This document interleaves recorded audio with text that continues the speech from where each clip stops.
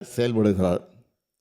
மாநில நிர்வாகத்தை முடக்கவும் பொது மேடைகளில் அரசியல் பேசியும் அவதூறு பரப்பி வருகிறார்.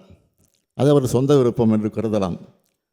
எனினும் அத்தகைய ஒரு முயற்சியை இங்கும் செய்ய அவர் முனைவது ஏற்புடையது அல்ல.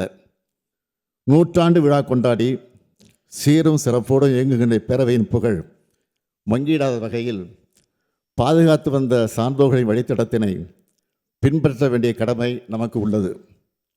வரலாற்று பெருமை கொண்ட இப்பேரவையின் மாண்பினை பாதுகாக்க வேண்டிய முதல் பொறுப்பு எனக்கு உள்ள காரணத்தால் கீழ்காணும் தீர்மானத்தை மாண்புமிகு பேரவைத் தலைவர்களின் இசைவோடு சட்டமன்ற பேரவை விதி 17 தளர்த்தி முன்மொழிந்திட அனுமதி கோருகிறேன். அனுமதி அளிக்கப்படுகிறது. நன்றி. தீர்மானம். ஏற்கனவே உள்ள நடைமுறைகளை பின்பற்றி தமிழ்நாடு அரசால் தயாரித்து அனுப்பி வைக்கப்பட்ட ஆளுநர் உரையை பேரவையில் படிக்காமல் மாண்புமிகு ஆளுநர் அவர்கள் சென்று வருவதை இப்பேரவை ஏற்கவில்லை.